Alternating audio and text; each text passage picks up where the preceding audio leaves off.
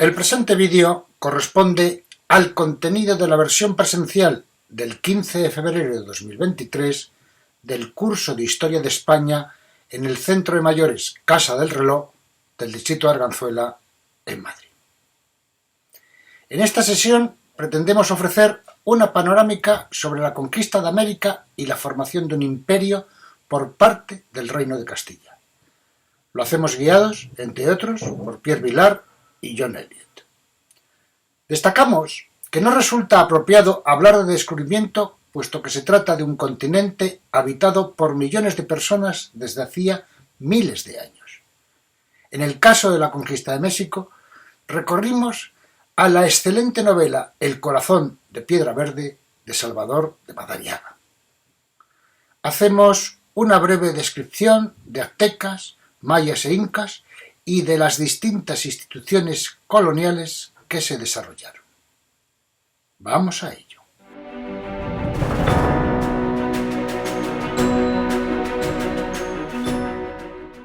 Vamos a comenzar activando un vídeo de poco más de 4 minutos del canal argentino Educantina en YouTube, que resume la llegada de los españoles a América y los primeros pasos de la conquista.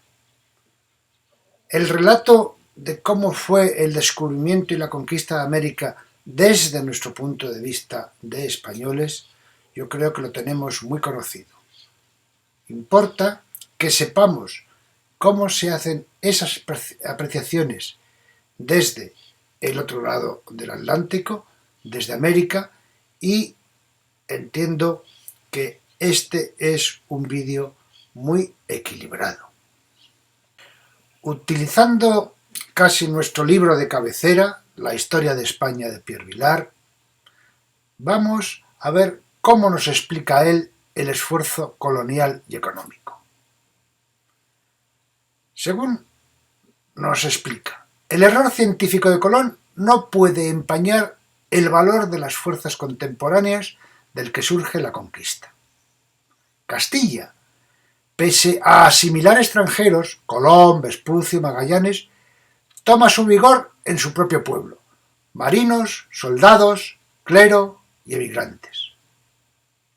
Bastaron 10 años, 1492-1502, para poder trazar un mapa, no solo de las islas, Lucayas, Antillas, con la Española, Cuba, Jamaica, Puerto Rico, sino también de una línea continental que va del paralelo 34 en el sur de Brasil hasta el Labrador.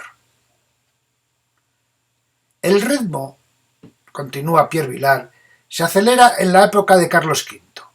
Los años 1519-1522 son de una actividad sorprendente. Espinosa crea Panamá. Fray Bartolomé de las Casas intenta, en vano, la colonización pacífica. Cortés lleva sus jinetes hasta México, donde reprime la gran rebelión y es nombrado lugarteniente del rey en Nueva España. Magallanes y Elcano dan la primera vuelta al mundo. De 1523 a 1529 se explora Nicaragua, Guatemala y Honduras. Alvar Núñez Cabeza de Vaca atraviesa en el norte desde el Mississippi hasta California. En 1531 Pizarro conquista el Imperio Inca, Perú, Ecuador, Bolivia. Pizarro llega a Chile. Irala en 1539 a los países del Río de la Plata. Colorado de Georgia a Arkansas. En 1542 Villalobos llega a Filipinas. En 50 años se han recorrido las costas del Nuevo Mundo en 80 grados de latitud, parte del interior, y se ha explorado el Pacífico. Con Felipe II se ocupa el sur de Chile y los territorios del Plata. Legazpi ocupa totalmente Filipinas. Se entra en contacto con Japón y China. Se piensa en intervenir en Camboya y Xi'an, pero la guerra de los Países Bajos en Europa lo detiene. Pero, ¿quién habitaba América en 1492? ¿Por qué no es propio hablar de descubrimiento? Antes de la conquista, en América había un desarrollo desigual. Contaba con zonas altamente pobladas y otras casi desiertas. Las estimaciones de población para la época son muy diversas, abarcando un rango desde los 13 millones y medio de habitantes hasta los 90 o 112 millones. En el norte de América, los habitantes pertenecían al Imperio Azteca, un estado de civilización superior basado en el cultivo del maíz. Los mayas ocupaban en el sureste de México la península de Yucatán y la actual Guatemala. En el subcontinente sur estaban los incas, desde Ecuador hasta el centro de Chile. Existían, además, muchos pueblos no sometidos a ninguno de estos imperios y que dominaban regiones más o menos extensas. Sin duda, ellos tenían noticias o conocían a los otros, considerándose que la integración era muy intensa. La conquista y anexión del Nuevo Mundo por parte de España se realizó en menos de 50 años. Las Antillas fueron el punto de partida para llegar al Imperio Azteca.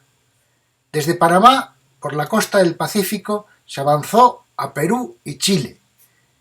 Y la empresa de Hernando de Magallanes, que bordeó el continente por el Atlántico, permitió la penetración del Río de la Plata. La colonización del interior se realizó desde el Alto Perú. Pueden observar en el mapa correspondiente a 1492 cómo había distintos pueblos que ocupaban zonas que luego fueron objeto de ocupación y conquista. ¿Cuáles fueron las civilizaciones más importantes? Por una parte tenemos a los aztecas, también llamados mexicas. Controlaron entre 1325 y 1521 la región central y sur de América Central. Llegó a su fin cuando Hernán Cortés los derrota en 1521, año en el que ocupaban 300.000 kilómetros cuadrados con casi 7 millones de habitantes.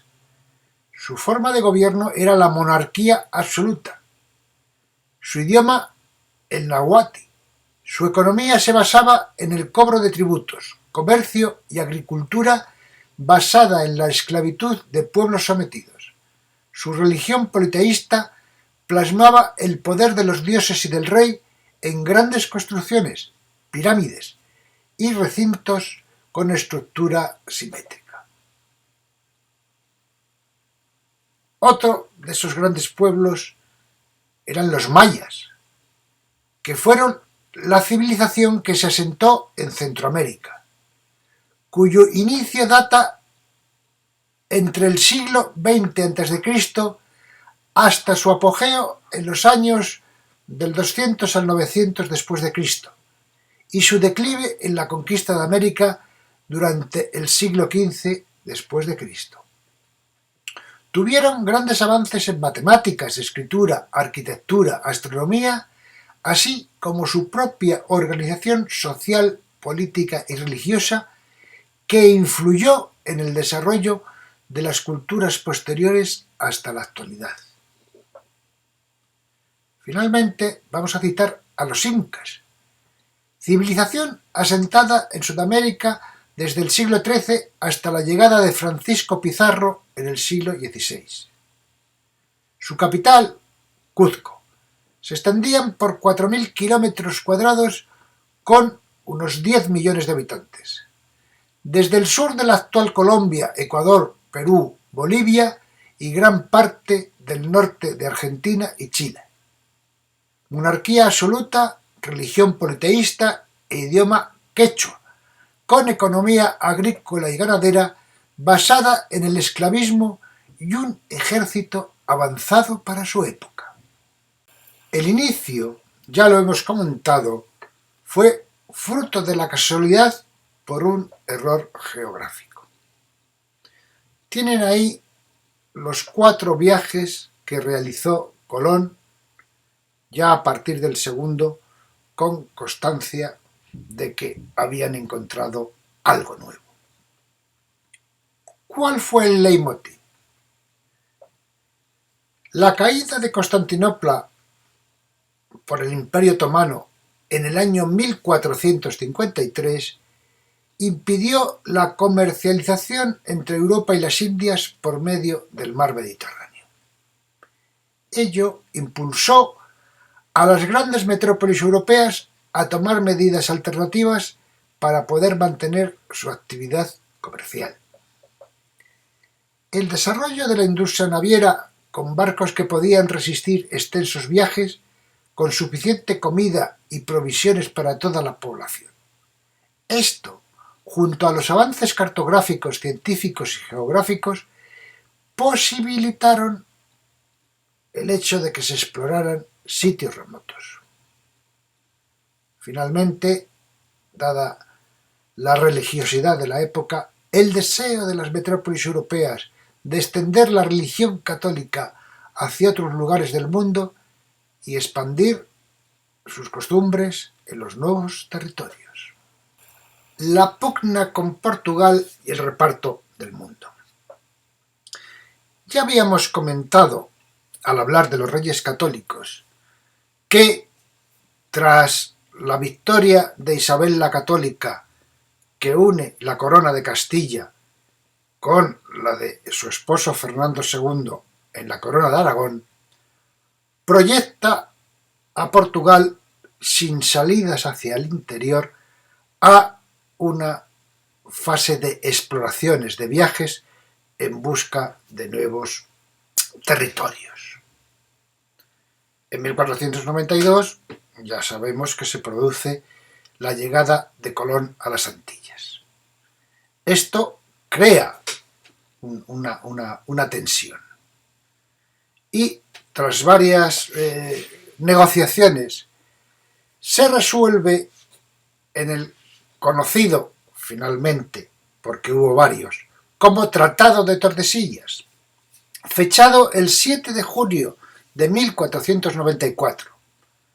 Se compone de una serie de acuerdos entre el rey Fernando II de Aragón y la reina Isabel I de Castilla por una parte y el rey Juan II de Portugal por otra, con la mediación del Papa Alejandro VI, por el que se establece una nueva línea de demarcación entre las dos coronas, que corre de uno a otro polo, 370 leguas al oeste de las islas de Cabo Verde.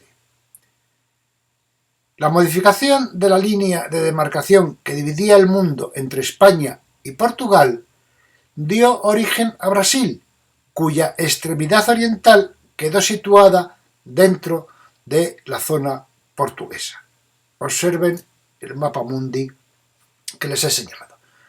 No se siguió a ciencia cierta, puesto que luego Brasil se extendería hacia territorios que correspondían a Castilla y Filipinas acabó perteneciendo al rey de Castilla.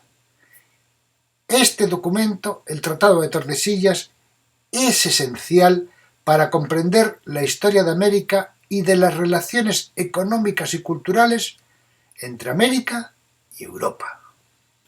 La primera gran conquista en el continente, 1521, va a ser la conquista de México, que constituirá el virreinato de Nueva España, con dos protagonistas, el español Hernán Cortés y el emperador azteca Moctezuma. Para recrear, para entender la conquista de México, recurrimos en esta ocasión a una obra de ficción, a una novela histórica, pero muy rigurosa. Estamos hablando de El corazón de piedra verde de Salvador de Materiano. Está considerada como una de las mejores novelas históricas sobre la conquista del Nuevo Mundo. Incluye en sus páginas personajes históricos como Moctezuma, Cristóbal Colón, Hernán Cortés, Cuauhtémoc, Bernal Díaz del Castillo o Nezahualcóyotl, entre otros.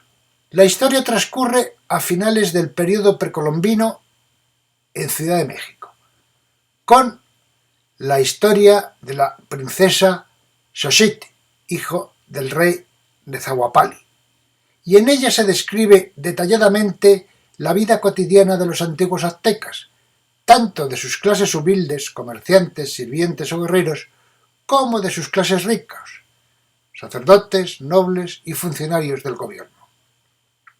La novela se desarrolla en dos planos que van alternándose. La historia que transcurre en el Nuevo Mundo ofrece un gran fresco de costumbres, supersticiones y referencias sociales y culturales del pueblo azteca.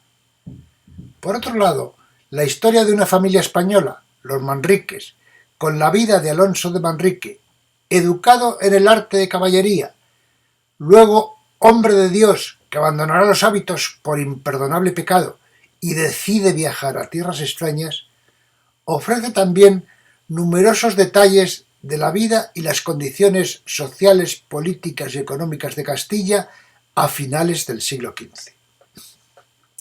La novela ofrece un marco histórico detallado sobre la derrota y destrucción de Tenochtitlan y sus reinos aliados, así como el surgimiento de una nueva nación, la Nueva España, actual México, que brota del encuentro entre dos mundos, la corona de Castilla y las antiguas tradiciones aztecas.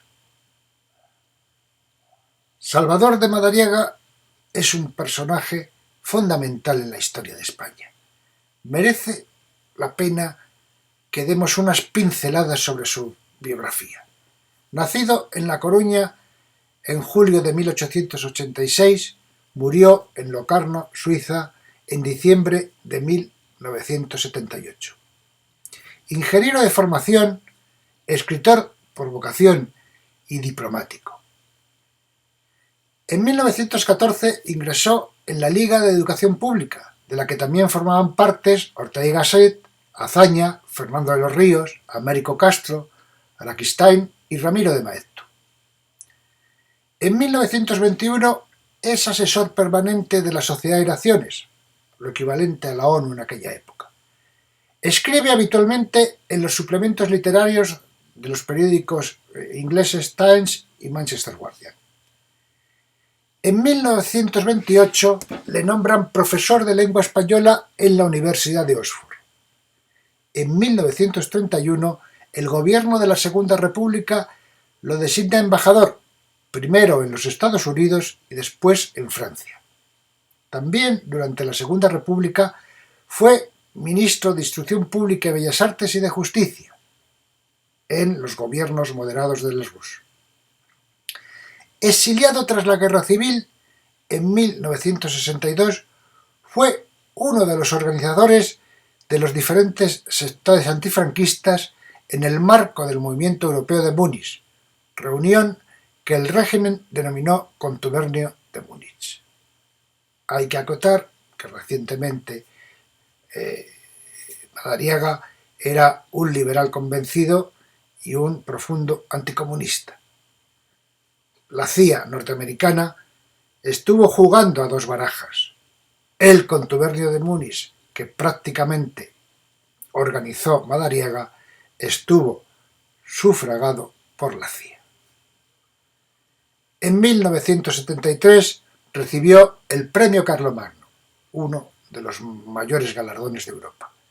Tras la muerte de Franco, ingresó en la Real Academia Española y en la Real Academia de Ciencias Morales y Políticas. Poco antes de morir, en 1978, recibió la Gran Cruz de Alfonso X el Sabio. Otros grandes protagonistas, también de sobra conocidos, en este caso de la conquista de Sudamérica, fueron Francisco Pizarro y Diego de Almagro. Pizarro nació en 1476 en Trujillo, Cáceres, y murió en 1541 en Lima, Perú. Llegó a América en 1502 con la expedición de Nicolás Obando. Participó en varias expediciones con Alfonso de Ojeda y Núñez de Balboa. En 1524 se asoció con Diego de Almagro para conquistar Perú, lo que le supone 8 años con muchas vicisitudes y penalidades. En 1532 captura al rey inca Atahualpa, con 168 soldados y 37 caballos. Establece alianzas con la nobleza de Cuzco, que le entregan 84 toneladas de oro y 164 de plata. En 1535 funda Lima, se enfrenta con Almagro por el reparto de las conquistas y ordena la ejecución de Almagro, y los partidarios de Almagro, agrupados en torno al hijo de este, le dan muerte de una estocada en el cuello el 26 de junio de 1541.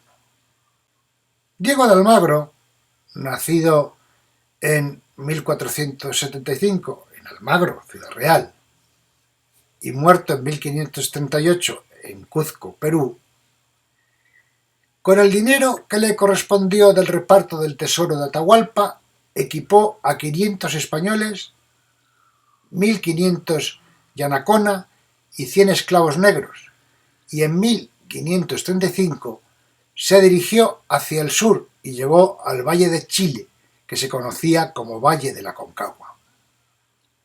En 1537, ante la ausencia de riquezas, abandonó el país atravesando el desierto de Atacama.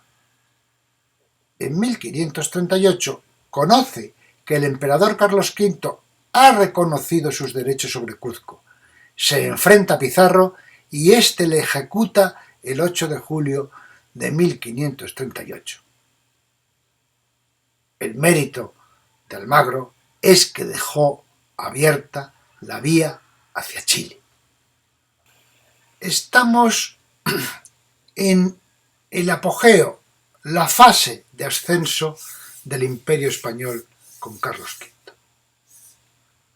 Prueba de ello es una proyección mundial de las expediciones y el mérito.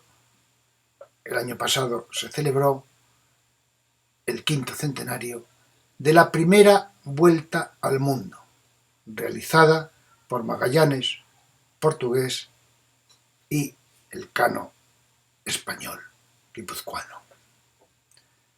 Tienen ahí el detalle de esa primera circunvalación del mundo, con en azul la ruta de ida, bordeando América del Sur, pasando el peligrosísimo Estrecho de Magallanes en el sur de América, en Tierra de Fuego.